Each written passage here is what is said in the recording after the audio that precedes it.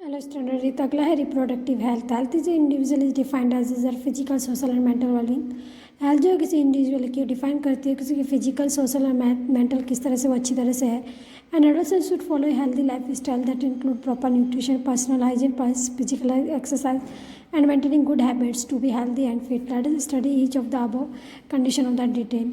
कोई भी जो अडोलसेंट होता है उसको हेल्दी लाइफ स्टाइल को फॉलो करना चाहिए, प्रॉपर न्यूट्रिशन लेना चाहिए, पर्सनल हाइजीन रहना चाहिए, फिजिकल एक्सरसाइज करनी चाहिए और गुड हैबिट को फॉलो करना चाहिए।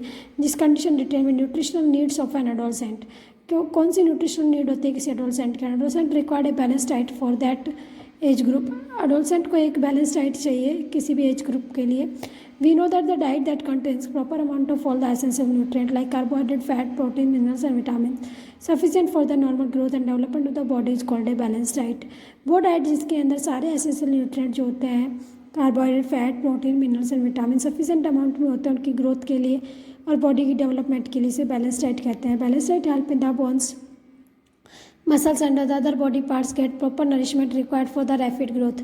बैलेंस डाइट जो होती है वो हड्डियों को और मसल्स को और बॉडी के दूसरे पार्ट को प्रॉपर नरिशमेंट के लिए, रैपिड ग्रोथ के लिए बढ़ाती है। The diet of the adolescent should include sugar, cereals, butter for energy, milk, meat, nuts, pulses that provide proteins for the growth, fruits and vegetables for protection against disease. The Indian meal that consists of the chapati, rice, dal and vegetable is balanced meal. Iron-rich food like leafy vegetables, jaggery and amla are good for the adolescent. Iron had to build blood. We should never replace regular meals by the chips, packet and canned food. Burger and noodles that though are very tasty but do not have an adequate nutritional value. यहाँ पर लिखा गया एक balance diet जो होती है वो muscles को, बोन्स को और बॉडी पार्ट को नरिशमेंट देती है उनकी रैपिड ग्रोथ के लिए। डाइट जो अडोलसेंस को खानी चाहिए उसमें शुगर, सीरियल्स, बटर, घी और एनर्जी के लिए मिल्क, मीट, नट्स, पल्सेस उनको प्रोवाइड ग्रोथ के लिए प्रोटीन प्रोवाइड कराएंगे। फ्रूट्स और वेजिटेबल जो है उनको डिजीज से प्रोटेक्ट करने के लिए। इंडियन मील से होता है उसका चपाती, राइस, दाल और वेजिटेबल एक बैलेंस्ड मील है। आयरन रिच फूड जैसे कि लीफी वेजिटेबल, जैगरी, आंवला ये सब एडोलसेंट के लिए अच्छे होते हैं। आयरन जो होते हैं वो ब्लड बनाने में मदद करता है। हमें कभी भी रेगुलर मील को chip, pack, can food, burger, noodle से नहीं बदलना चाहिए क्योंकि वो टेस्टी होते हैं लेकिन उसके साथ साथ में उनकी न्यूट्रिशन वैल्यू क्या होती है, बहुत कम होती है। Personal hygiene, the maintain personal hygiene is very necessary to the prevent infection and the occurrence of the disease. The adolescents should follow the tips given as following. The personal hygiene को रखने के लिए, सफाई रखने बहुत ज़रूरी है infection को रोकने के लिए और बीमारी को बढ़ने से रोकने के लिए। एडोलसेंट को कुछ टिप्स फॉलो करनी चाहिए खुद के हाइजीन को मेंटेन करने के लिए। अब increased activity of the sweet and sebaceous glands makes the body smell badly, so the adolescents should take bath every day. हमारी स्वीट और सेबेसियस ग्लैंड के एक्टिव होने के कारण हमारा जो बॉडी है वो उसमें बहुत बुरी बदबू आती है जिसके कारण एडोलसेंट को डेली नहाना चाहिए। They should always wash hands with soap before and after taking meal. उन्हें खाना खाने से पहले और बाद में अच्छी तरह से हाथ धोने चाहिए। They should change the cloth daily. उन्हें डेली कपड़े बदलने चाहिए। Girls should take special care of the cleanness during the time of menstruation. लड़कियों को क्लीनिंगनेस, सफाई का ध्यान ज़्यादा रखना चाहिए मेंस्ट्रुएशन टाइम में। They should keep track of their menstrual cycle and is prepared for the onset of the menstruation. उन्हें मेंस्ट्रुएशन ट्रैक को ये अपना ध्यान में रखना चाहिए और उसकी हमेशा तैयारी में रहना चाहिए। Physical exercise keeps the body and mind fit and healthy. Physical exercise के कारण बॉडी और माइंड दोनों फिट और हेल्दी रहते हैं।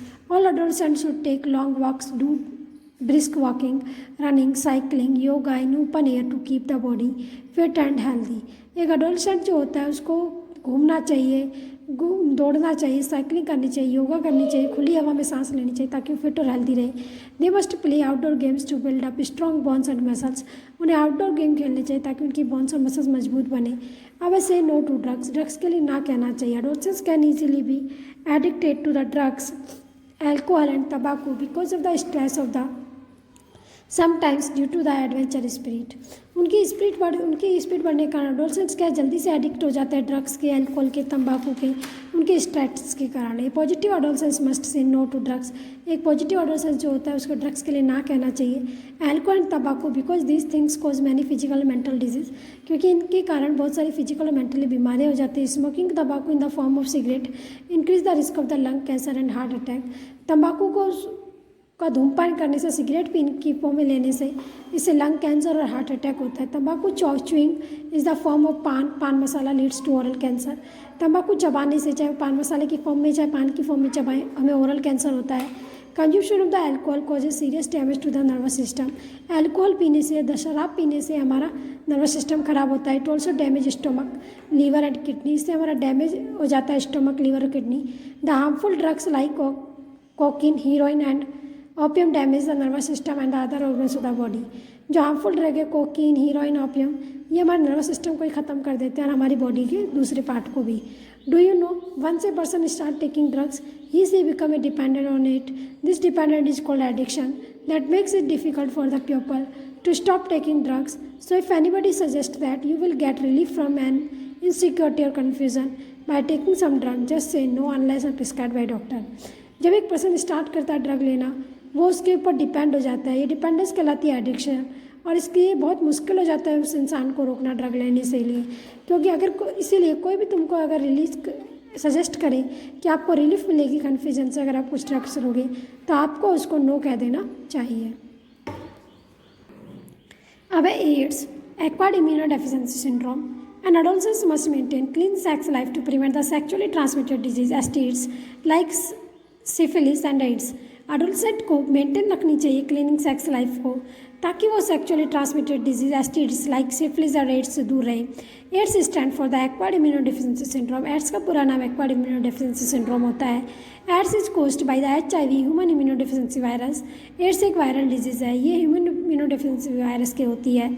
Ads weakens the immunity of the human body. Ads जो है वो इंसान की इम्यूनिटी को कम कर देती है। Therefore body becomes prone to many other infection और डिजीज। इससे जो बॉडी है वो एक रास्ता बन जाती है बहुत सारी इन्फेक्शन डिजीज़ के लिए। AIDS spread in the following ways. Spread 4 तरीक़ों से फैलता है। पहला, through the transfusion of the blood from the person infected with HIV to normal person. जिस पर्सन को HIV हो उसके ब्लड से किसी नॉर्मल पर्सन को अगर उसका ब्लड चढ़ाया जाए तो उसको भी HIV हो जाता है। Through the use of the infected needles और इंजेक्शन इन्फेक्टेड इंजेक्शन लगाने से the children of the AIDS infected mother may to this disease from the mother's blood. माँ से बच्चे में हो सकता है। Through sexual contact with HIV infected person. HIV infected person के साथ सेक्चुअल कॉन्टैक्ट रखने पर भी एड्स होता है।